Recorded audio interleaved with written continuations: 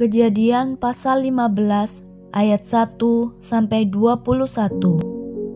Perjanjian Allah dengan Abram, janji tentang keturunannya. Kemudian datanglah firman Tuhan kepada Abram dalam suatu penglihatan. Janganlah takut Abram, akulah perisaimu, upahmu akan sangat besar. Abram menjawab, ya Tuhan Allah, apakah yang akan Engkau berikan kepadaku, karena aku akan meninggal dengan tidak mempunyai anak, dan yang akan mewarisi rumahku ialah Eliezer, orang Damsyik itu. Lagi kata Abram, Engkau tidak memberikan kepadaku keturunan, sehingga seorang hambaku nanti menjadi ahli warisku.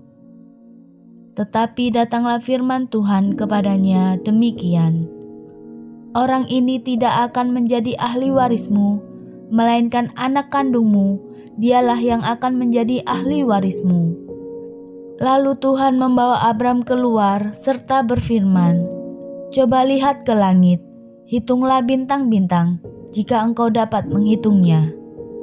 Maka firman-Nya kepadanya, demikianlah banyaknya nanti keturunanmu. Lalu percayalah Abram kepada Tuhan, maka Tuhan memperhitungkan hal itu kepadanya sebagai kebenaran. Lagi firman Tuhan kepadanya, akulah Tuhan yang membawa engkau keluar dari Ur Kasdim untuk memberikan negeri ini kepadamu menjadi milikmu.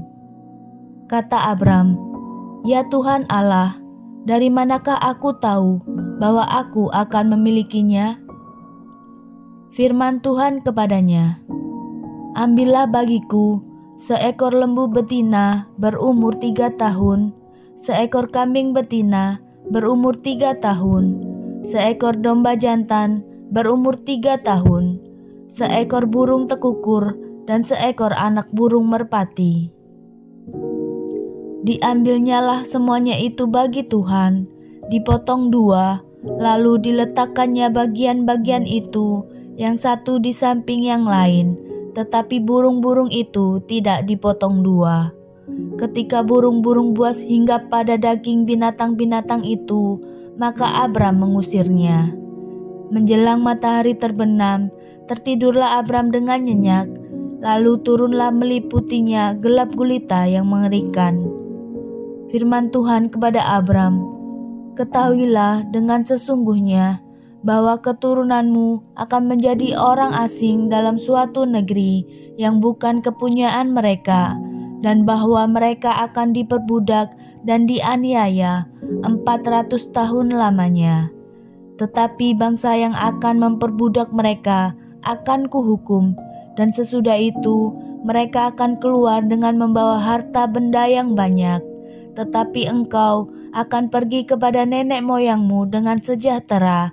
Engkau akan dikuburkan pada waktu telah putih rambutmu. Tetapi keturunan yang keempat akan kembali ke sini, sebab sebelum itu kedurjanaan orang Amori itu belum genap.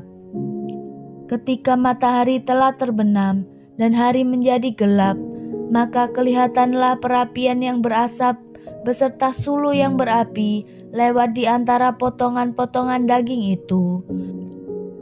Pada hari itulah Tuhan mengadakan perjanjian dengan Abram serta berfirman, kepada keturunanmu lah kuberikan negeri ini, mulai dari sungai Mesir sampai ke sungai yang besar itu, sungai Efrat, yakni tanah orang Keni, orang Kenas, orang Kadmon, orang Het, orang Feris, orang Refaim, orang Amori, orang Kanaan, orang Girgasi, dan orang Yebus itu.